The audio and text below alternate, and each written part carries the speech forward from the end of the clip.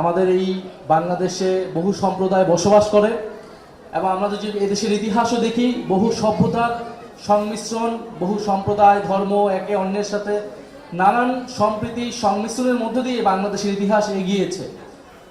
বৌদ্ধ ধর্মেরও long tradition আছে এই দেশে এবং গৌতম বুদ্ধ যে অহিংসা, শান্তি, মানবতার বাণী প্রচার করেছিলেন সেটা আজকের বিশ্বে, আজকের বাংলাদেশে খুবই প্রাসঙ্গিক।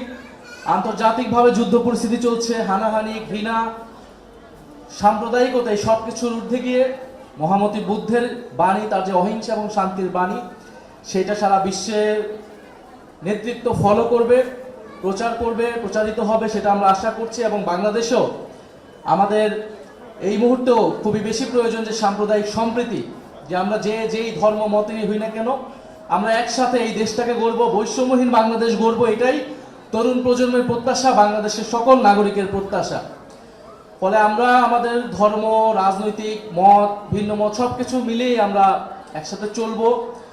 এবং বৌদ্ধ ধর্মের আমরা জানি বাংলাদেশে আমাদের এই বাংলা অঞ্চলে বহু বিহার ছিল। বৌদ্ধ ধর্ম সবসময় শিক্ষা সংস্কৃতির পৃষ্ঠপোষকতা করেছে।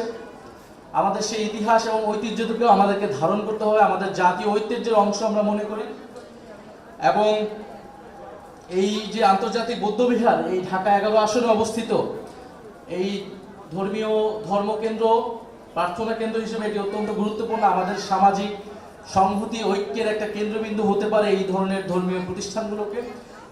মাননীয় মন্ত্রী আছেন, সরকারের প্রতিও আমাদের আহ্বান থাকবে এবং অত্র এলাকার এমপি হিসেবে আমি মাননীয় মন্ত্রী স্থানীয় সরকার মন্ত্রীর কাছে আবেদন জানাবো যে এটা এই আন্তর্জাতিক বৌদ্ধ বিহারকে আমরা আরো কিভাবে, এই প্রতিষ্ঠানটিকে আরো কিভাবে আমরা এটার অবকাঠামোগত, এটার আরো আনুষঙ্গিক আমরা উন্নয়ন করতে পারি।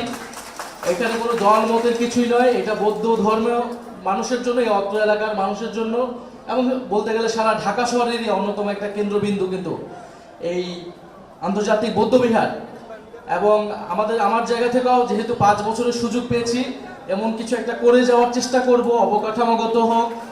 আমি শুনেছি, এর আগেও বসেছি আপনাদের সাথে, এখানকার নেতৃত্বদের সাথে, এখানে শিক্ষা প্রতিষ্ঠান করার, আপনাদের যে ঐতিহ্যগত শিক্ষা ব্যবস্থা আছে সেটাকে চালু করার আপনাদের পরিকল্পনা রয়েছে।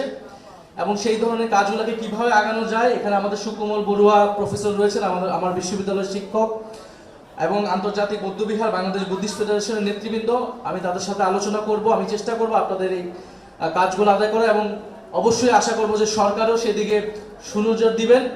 এবং সর্বশেষে আপনাদেরকে আবারও শুভ বুদ্ধির পূর্ণিমা জানাচ্ছি, এবং এই দেশের যাতে মঙ্গল হয় আপনারা সেই জন্য আজকে প্রার্থনা করবেন। আমাদের দেশ, এই দেশকে নতুন করে আমরা গড়ে তুলতে চাই। এই তরুণ প্রজন্ম আমাদের দেশের অর্থনীতি, সমাজ, সংস্কৃতি কিভাবে আমরা উন্নত করে বিশ্বের বুকে দাঁড়াতে পারি ঐক্যবদ্ধভাবে, সেই ঐক্যের বাংলাদেশ, বৈষম্যহীন গণতান্ত্রিক বাংলাদেশ যাতে আমরা গড়ে তুলতে পারি।